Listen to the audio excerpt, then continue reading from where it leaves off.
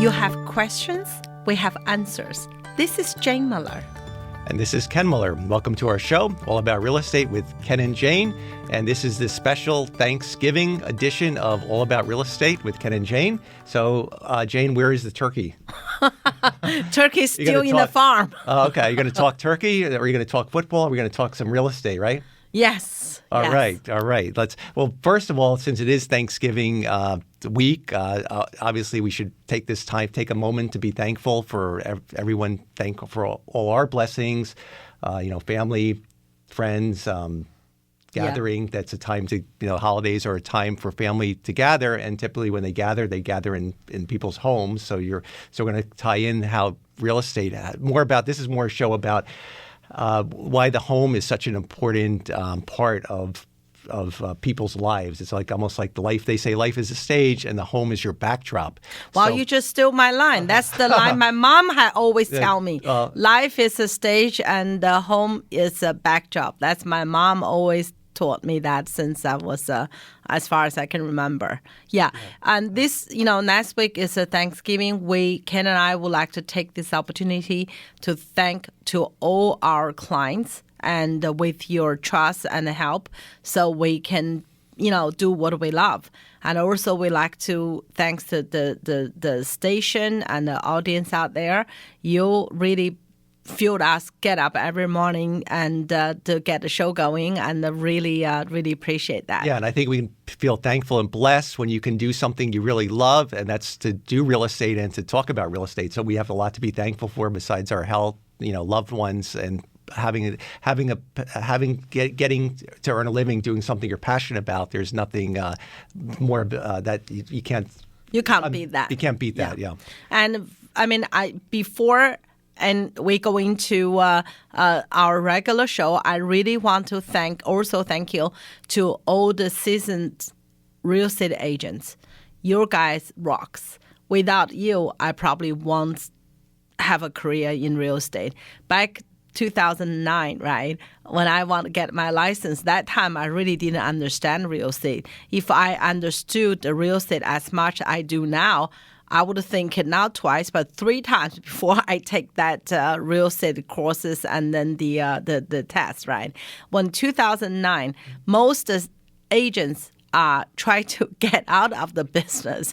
And here I was, know nothing, but try to get it in. The reason I want to get it in because we have our daughter Maria at that time and just over 2. So I was hoping to spend more time with her and a more flexible time. Oh boy, that was wrong. That was wrong. You had a misperception of real estate agents that there's a lot of flexible free time. It's true, it's flexible, but whether the time is free or not is debatable, right? It's debatable. Yes, this is at that time when I started, it's like 7 days a week. I work like 15 to 18 hours a day. I didn't know how I went through that, but I enjoy every minute of it. And a lot of seasoned agents, they help us, they help me and coach me and support me and guide me. I'm ever grateful. I mean, I'm ever grateful to those agents. I don't want to name names here because in case I forget someone, I don't know, it'll be terrible. But you know who you are. You know you make difference in my life. For that, thank you. Right. Thank you. And a lot of times the most rewarding thing is the journey to get to the mountain. So even though you're now a successful agent, you always cherish the memories you had about that hard work and the bonding and the teamwork you did working with other agents to get the client that rental property, get them that house, Yes. It's all part of it. Those are the memories that you really remember forever. That effort. Yeah. That's why, I done a couple of panels, right, with Central Jersey MLS as well as with the Asian Realtors Association. I would like to give back. We always give back to the community and helping the newer agent and share our experience and skills, helping them just like all those seasoned agents helped me in my path. Yeah. So that's very important. And coming back for also, before we forget, of course, RE/MAX. Our broker owner, Carl Sanfilippo, definitely made a huge difference in our lives, right? Being successful is one thing. be happy and successful is another, right? I mean, I always feel, regardless where I am, I'm going to be successful. But just success is on what level. It's not how many awards you won. It's really what your whole experience is about. Since we joined Remax, and many years ago, I can see our life dramatically changed. We have more time for our family. We have more time to do the things we love, such as the radio, right? Radio and show. Also, I think success for me is defined by having highly satisfied customers, having a highly satisfied experience. Absolutely. That's nothing more rewarding than that.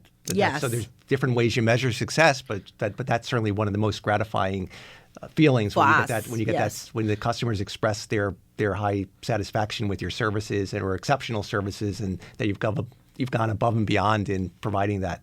Absolutely. I mean, a lot of time, right? When I get up in the morning, if I know what I did make my clients' life a little bit easier, a little bit better, a little less stress, that's the reward of that is priceless. That's what I do. That's what we do, right? That's what old agent should do. But seriously, the experience in that is just very, very rewarding. Our career is very real estate. As a real estate agent, is very rewarding. It's just you're helping people. Like when Maria was little, she was in elementary school, and the teacher said, "What does your parents do?" My daughter always say, "My parents, helping people." Yeah, sure. I mean, we're helping the renters, helping everybody, to find a home, to find a place to be. That's really rewarding. Right, and the home is such an integral part of anyone's life, that whether they be a renter or a homeowner, it's where they're going to spend the majority of their time, most likely, unless they travel a lot for business. You're going to come there. Still come home. You're going to come home. Yeah. So when you travel a lot, Ken, because of which I used to travel a lot in my previous job, you're more eager to go home. For me, home is like safe harbor. Right.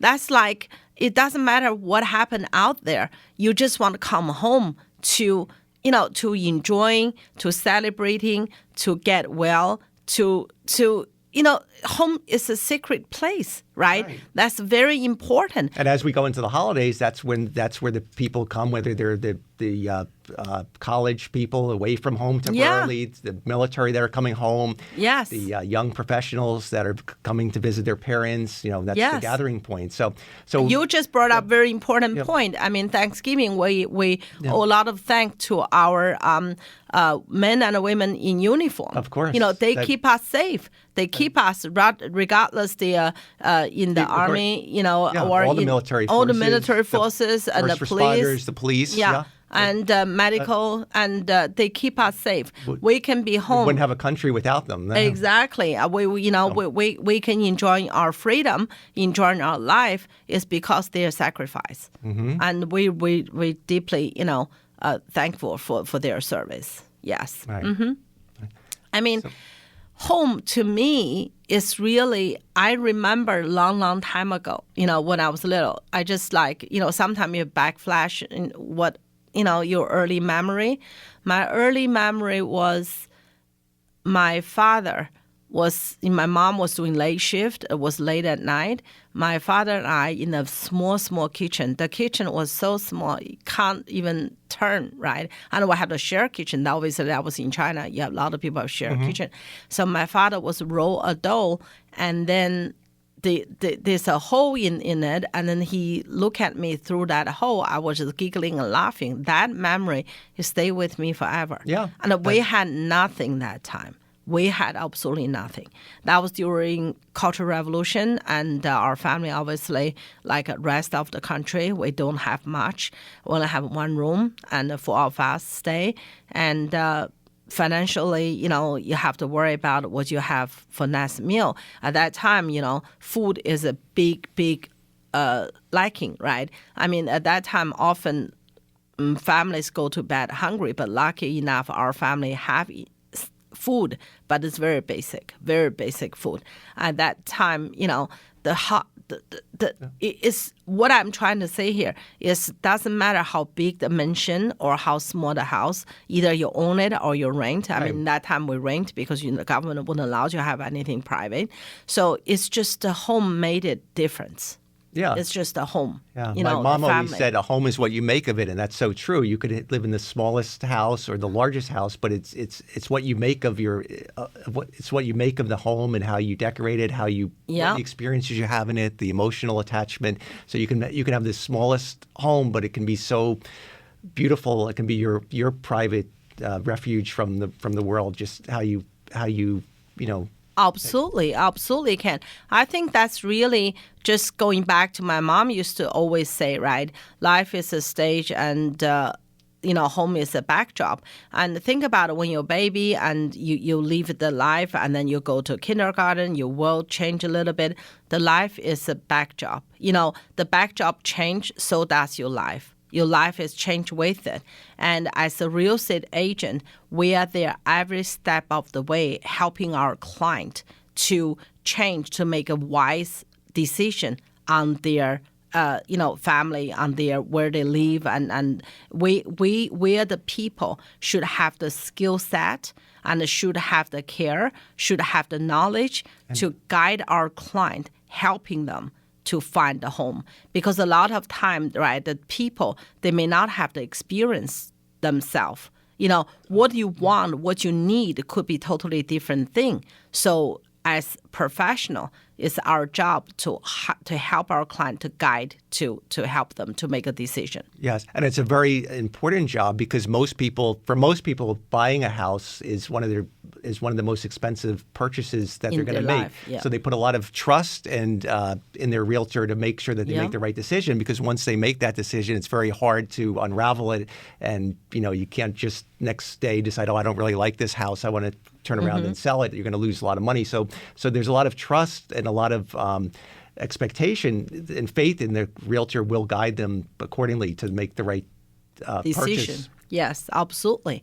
I mean, once again, going back, that make me feel so important, our role helping people and do good deed. And by helping and guiding and be the sounding board, do the research, share the experience, with them, and even the life wisdom. A lot of my buyer client are much younger than me, so I always tell them, first house I bought, I didn't rent because the mortgage rate is cheaper than the rent. So and you build up your equity. So that's very important to helping our client. Right. Yeah. All right. Why don't we take a short break and we'll be right back after these messages.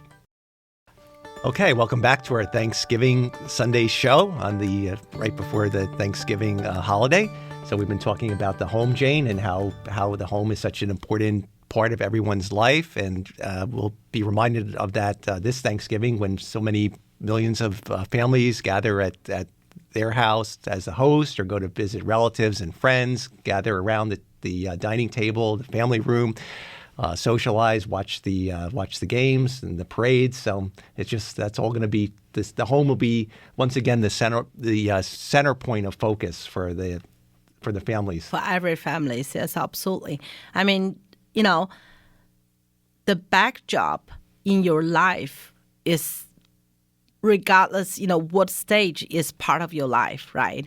I mean, with your home, either you buy or rent or sell, it's a big decision.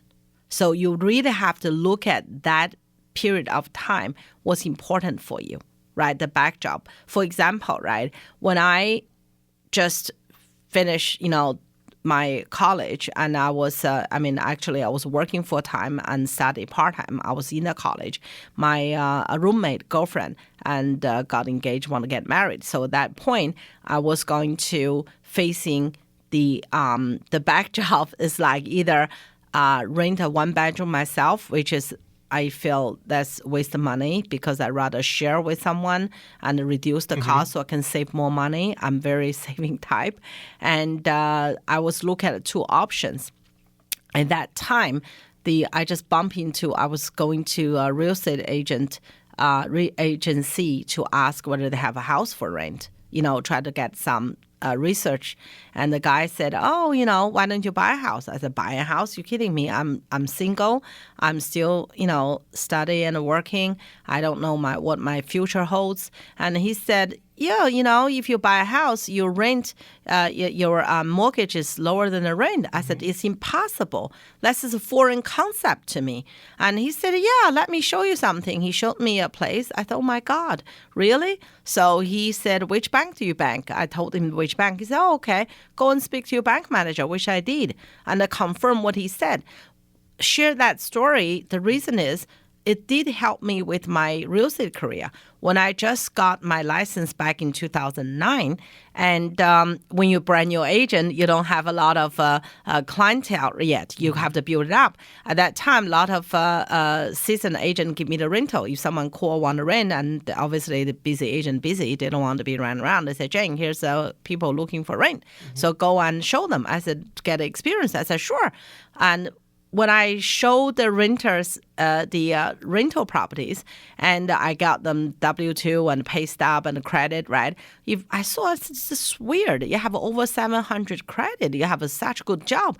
Why don't you want to buy it? That's already 2010, and your rent actually is your mortgage is lower than the rent. They said, really? I said, yeah. When I was blah blah blah, that's what I did. So I convert quite a few tenant into the buyers at that time. Because you educated them and it made financial sense for them, and it also fit their backdrop, because it's not because the backdrop is important, because there may be some people that are very financially strong, but because their backdrop, their lifestyle changes, they're not sure how long they want to stay in a particular area. They may only have a job in this area on a short basis. They may still be looking around to bounce from job A to job B, and they may want to eventually. They already may know that they want to move back to the West Coast, let's say, after 2 years. Yep. So, but if the backdrop fits if their backdrop plan is to live in this particular area long term, and then if you can certainly show the benefit, if they can afford the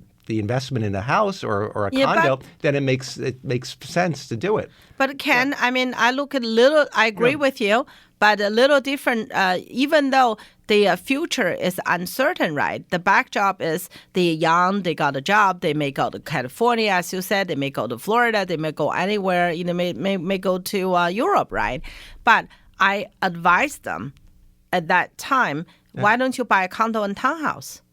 Okay, well, after you're gone, you can, save money, start investing, be an investor. Why don't you buy it and stay? One day, if you get married, have children, you want a bigger house, or you got a job change, you always can use this property as investment property. So that's really helpful to my client, right, to guide them. And also I had a couple, I remember very clearly, the wife was pregnant and they're looking for purchase with me that time.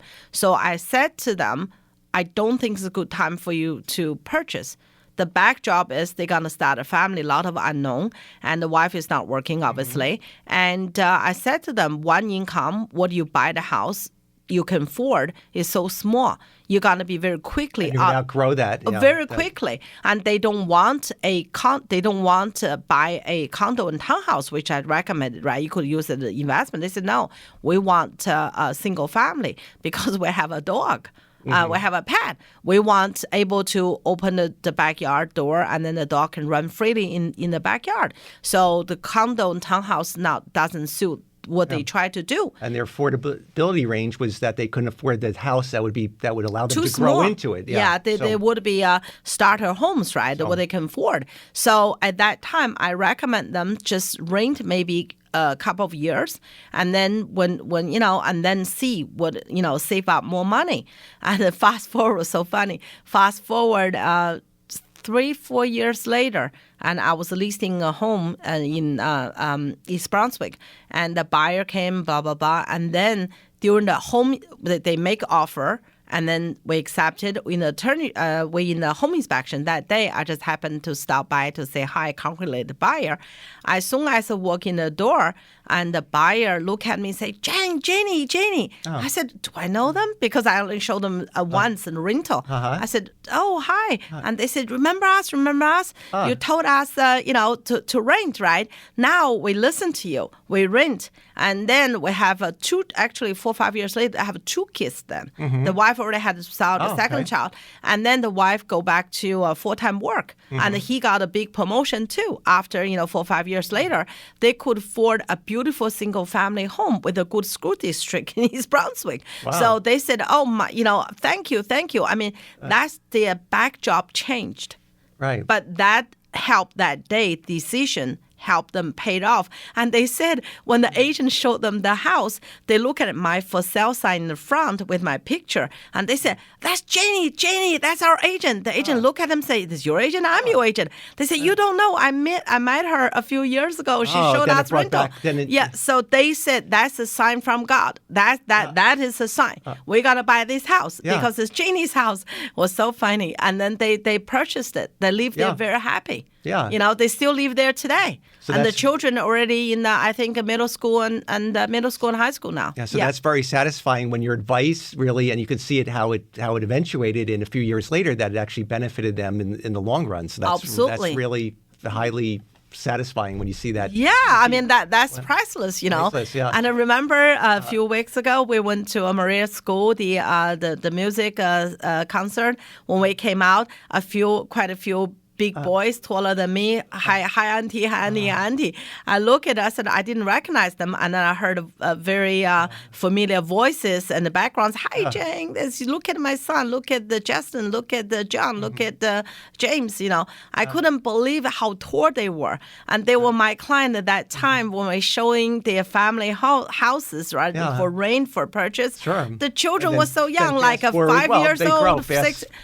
One of them was only, 3, I think. Yes, 3 years 10, old. 12 years later. Yeah, that's right. The big boys. They grow up and then they're in high school now. So yeah, I just feel it's really fulfilling. That's like it's really, really feel good to see these children growing up, right? Yeah, so sometimes a good realtor, sometimes the best advice you can give to a client is to wait and hold off, which I guess is hard for most salespeople. If you go in to buy a car, you don't hear the car salesperson ever say, no, you shouldn't buy this car. It's a little bit too expensive. Let me sell you something else a little bit cheaper. Or don't buy yet. Don't buy yet. But give us 6 months or a year, the price is going to go down. How many people in sales really would do that? They'd always want, but as a real estate professional, you have to, and I'm sure there's many financial and professionals that take that you give the advice that's best that best suits the client's needs. And sometimes it might be to buy, to rent, or just to stay put where you are, really. Exactly. Yeah, so that's some sellers, right? I want to sell my house. Why? I want to take advantage of the high market back, in January. But then the question is, where are you going to go to? Where are you going to go? If you sold your home, you got the rain. The rain is when the rock high. And where are you going to go in this market, right? You don't know where you're going, so whatever you do is going to be not going to work out for you. Maybe stay put, and it's a good, it's a good decision. It's good backdrop for your current status of your life, Yeah, so a lot of time as an agent, right, that's our expertise, our knowledge, our skills. We're there to help the client to make informative decision. As an agent, we don't make any decision. Right. We're there to pop the questions. You have to. You said the key thing. You have to ask the right questions. Like you have to know what their intentions, why they want to move, where they want to move. If they just say, "Oh, I want to move because it's a high market," but don't have a game plan where to go or who to move in with, then you really have to advise them, hey, you're not going to necessarily make any profit if you're buying equally high as compared to your sales price. Yeah. So. You know what, Ken? I do not really surprised recently, like the Open Door and all the other companies, the iBuys,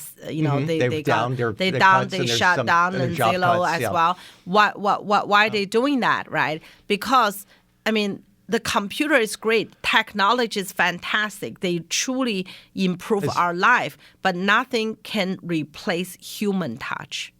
human touch. So please leave this job to the professionals, to help our client, local I think experts. nothing can replace the local experts and also the in-person meeting, the consultations, asking the questions, getting the emotional, being their counselor, their therapist, they're guiding them through the whole process. That's something that you just can't. Like you said, you can't replace it. Can't be replaced, yes. And the local expertise is very important because they know the market, they know the trend, they can help you make a very informative decision.